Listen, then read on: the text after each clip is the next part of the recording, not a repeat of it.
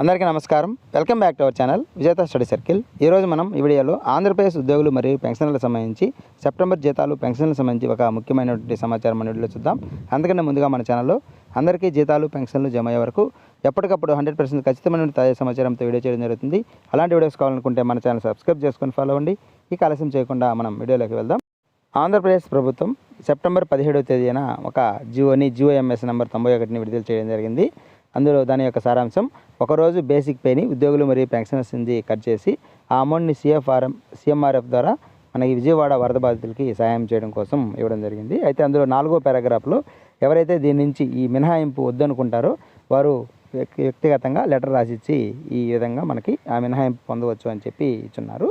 అయితే పెన్షనర్ సంబంధించి ట్రెజరీ శాఖ వారు దీనికి సంబంధించి ఒక సర్క్యులర్ మెమోని కూడా 16040 అని ఒక సర్క్యులర్ మెమోని కూడా జారీ చేస్తున్నారు. దీని ద్వారా ఏంటంటే మనకి 21వ తేదీ సాయంత్రం లోపు మీరు దీనికి సంబంధించిన అప్డేట్ ఇవ్వాల్సింది. కాబట్టి 21 లోపు పెన్షనర్స్ అందరూ కూడా మీ యొక్క డీడీఓ అంటే ఎస్టీఓ గారికి ఈ పెన్షన్ మనకి మినహాయింపు వద్దు అని మనకు లెటర్ రాసి ఇవ్వాలి అని చెప్పి దాని యొక్క సారాంశం. అలాగే ఉద్యోగులకు సంబంధించి వారి యొక్క డీడీఓలు తెలియజేస్తున్నారు. 21వ తేదీ సాయంత్రం లోపు మీరు ఎవరైతే ఈ మినహాయింపు ఒకరోజు బేసిక్ పే అనేది మినహాయింపు జరుగుతుందో అది నాకు వద్దు, నేను వేరే విధంగా ఈ వరద బాధితులకి సహాయం చేస్తాను అని అన్నట్లయితే వారు మీ యొక్క ఈ అన్విల్లింగ్ లెటర్ని మీరు ఈ కార్యాలయంలో ఇవ్వండి అని డీడీఓ గారు కూడా మనకి అదేవిధంగా అందరు డీడీఓలు ఉద్యోగులకి తెలియజేస్తున్నారు.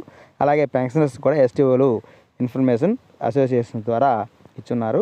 కాబట్టి ఎవరైతే నేను ఈ వరద బాధితుల సహాయంలో ఈ బేసిక్ పే ఇవ్వకుండా నేను వేరే విధంగా వారికి సహాయపడతాను అనే ఉద్దేశం ఎవరైనా ఉన్నట్లయితే దానికి సంబంధించి మీరు అన్విల్లింగ్, ఇదే మా బేసిక్ పే కట్ చేయొద్దు అని చెప్పి అన్విల్లింగ్ లెటరు ఈరోజు సాయంత్రం లోపు మీ ఎస్టీఓ అంటే మీకు ఎస్టీఓ కానీ డీడీఓ వరకు కానీ ఇవ్వాల్సింది కోరుతున్నాను.